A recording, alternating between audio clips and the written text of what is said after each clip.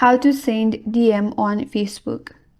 Hi everyone, this is Kate and welcome back to another video, and on today's video we will learn how we can send direct messages or a DM on Facebook. So without further delay, let's get started with this video.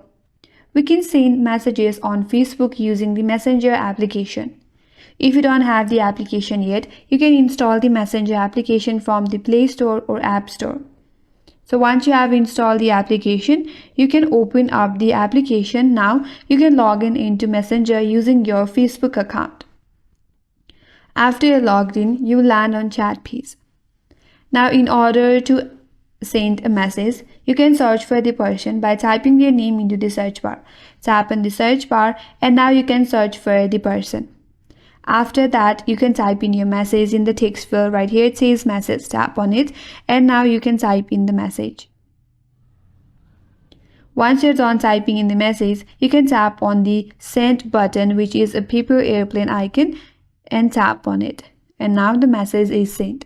So in this way, you can send direct messages in Facebook through the Messenger. And that's all for today's video. Hope this video was helpful, and if you're new to our channel, consider subscribing. Thanks for watching and stay tuned for more videos.